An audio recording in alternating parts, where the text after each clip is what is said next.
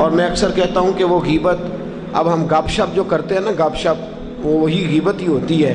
بیٹھ گئے اور 2 4 5 10 لوگوں کے ایک شخص گیا کہیں، اس نے کہا یار آج میں فلاں جگہ گیا تھا، فلاں آدمی بڑا پسند آیا ہے، میں گیا تھا فلاں جگہ اور میں کئی دنوں سے جا رہا ہوں، مجھے بڑا پسند آیا ہے۔ کہا ہاں پسند تو مجھے بھی ہے، بندہ ہے بھی اچھا، بات بھی اچھی کرتا ہے، کردار بھی ٹھیک ہے، گفتار بھی ٹھیک ہے، علم بھی ٹھیک ہے، بس ذرا ہنسے نہ اس طرح جس طرح ہنستا ہے۔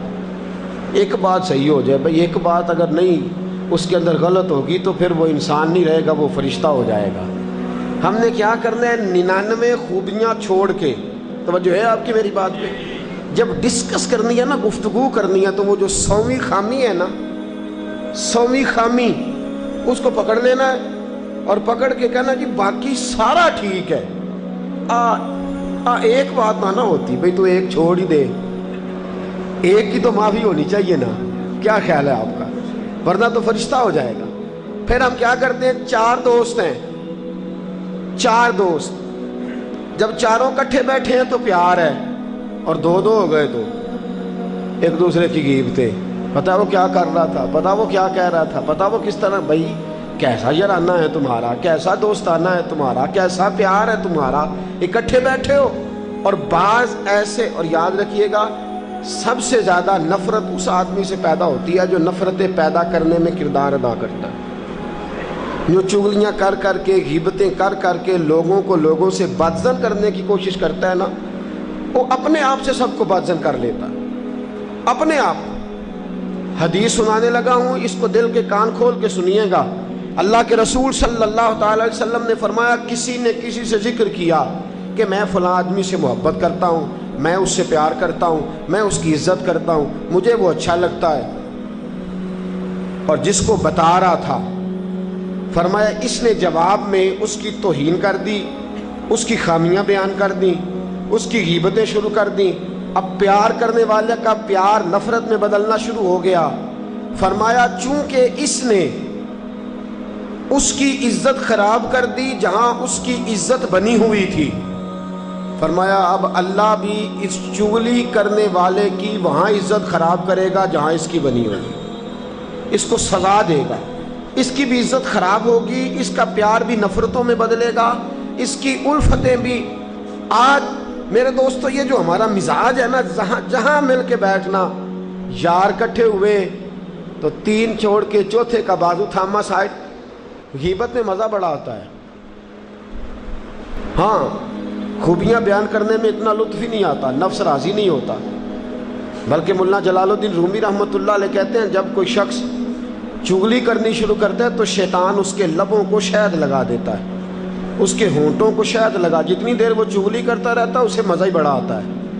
آپ غور فرما لیں، مکھیاں 2 قسم کی ہیں، ایک جب بھی بیٹھتی ہے گند پہ بیٹھتی ہے، لیتی بھی گند ہے دیتی بھی گند ہے، ایک مکھی ایسی ہے جو بیٹھتی بھی پھول پہ ہے، لیتی بھی پھول ہے اور دیتی ہے تو شہد عطا کر دیتی ہے۔ اپنا اپنا مزاج ہے، اپنا اپنا ذوق ہے، اپنی اپنی طبیعت ہے۔ کچھ لوگ جہاں بھی جاتے ہیں خیر ڈھونڈ لاتے ہیں، جہاں بھی جاتے ہیں محبت کو فروغ دینے میں کردار ادا کرتے ہیں، جہاں بیٹھتے ہیں محبت کو فروغ دیتے ہیں، تعریف کرتے ہیں، خیر کی بات کرتے ہیں۔ حسن کی تعریف کیا ہے؟ گورے کو حسین کہتے ہیں جی، بڑا گورا ہو، ناک کی چپٹی ہو تو حسین لگے گا وہ۔ حسن کس کو کہتے ہیں؟ گورے کو حسین نہیں کہتے۔ آپ کہیں گے اچھے نین نقش والے کو، اچھا نین نقش ہو، رنگی بہت کالا ہو تو اس کو بھی بڑی باتیں کی۔ امام راغب اصفہانی مفردات میں کہنے لگے نہ گورے کو حسین کہتے ہیں، نہ اس کو کہتے ہیں جس کے نین نقش اچھے ہوں، نہ اس کو کہتے ہیں جس کا قد اونچا ہو، نہ اس کو کہتے ہیں جو وجود کا بڑا ڈھیلا ہو۔ فرماتے ہیں حسن دیکھنے والے کی آنکھ میں ہوتا ہے، حسن دیکھنے والے کی، کسی کو کالا اچھا لگتا ہے تو کسی کو لال رنگ، کسی کو پیلا لگتا ہے تو کسی کو زرد رنگ، تو پھر حسن دیکھنے والے کی آنکھ میں ہے۔ تو تو جہاں جاتا ہے اگر تجھے وہاں خامیاں ہی نظر آتی ہیں تو تیری اپنی اینک کا شیشہ خراب ہے۔ تو جہاں جاتا ہے اگر گردی نظر آتی ہے تو اپنا علاج کرا نا، تو جہاں جاتا ہے اور تجھے وہاں شر ہی دکھائی دیتا ہے تو پھر تو اندر سے آپریشن کرا، کسی سرجن سے ملاقات کر تاکہ وہ جو اندر تھوڑی سی میل کچیل ہے وہ صاف کر دے، اور تو جہاں بھی جائے تجھے وہاں محبت ہی نظر آئے، تو جہاں جائے وہاں تجھے پیار ہی نظر آئے۔ جمالیاتی ہونا چاہیے، جمالیاتی۔ میرے رسول کریم صلی اللہ تعالیٰ علیہ وسلم کی خدمت میں ایک شخص آیا، یا رسول اللہ صلی اللہ علیہ وسلم اپنی بیوی کو طلاق دینا چاہتا ہوں۔ فرمایا کیوں؟ کہا یا رسول اللہ صلی اللہ تعالیٰ علیہ وسلم حضور بولتی بہت ہے، بد زبانی کرتی ہے۔ یا رسول اللہ صلی اللہ تعالیٰ علیہ وسلم بغیر اجازت کے نکل جاتی ہے۔ یا رسول اللہ صلی اللہ تعالیٰ علیہ وسلم میرا کھانا وقت پہ نہیں پکاتی، میرے فلاں کام نہیں کرتی فلاں۔ حضور نے فرمایا ساریاں کوتاہیاں بھی ہیں، یا تیری بیوی میں کوئی خوبی بھی ہے؟ سب کوتاہیاں ہیں، کوئی خوبی بھی تو ہوگی۔ کہنے لگے سونیا میرے بستر کو بڑا پاک رکھتی ہے۔ یا رسول اللہ ساری کوتاہیاں اپنی جگہ پر حضور میں جانتا ہوں اس کا کردار بڑا پاکیزہ ہے، اس نے میرے بستر کو کبھی گدلا اور میلا نہیں ہونے دیا۔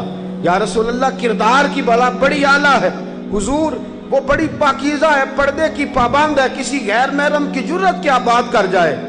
حضور نے فرمایا ساری خامیاں چھوڑ دے اور اس ایک خوبی سے محبت کرنی شروع کر دے۔ بھئی کوئی بندہ ایسا ہے ہی نہیں جس میں اللہ نے کوئی نہ کوئی خوبی نہ رکھی ہو، کوئی شخص ایسا، تو ہمیں کیوں کوتاہیاں نظر آتی ہیں؟ ہم خوبیاں کیوں نہیں ڈھونڈتے؟ خوبیاں ڈھونڈیں سب سے پہلے تو، اور پیار کریں، پھر آپ جڑ جائیں گے، پھر آپ جڑیں گے، پھر آپ کا محبت فروغ پائے۔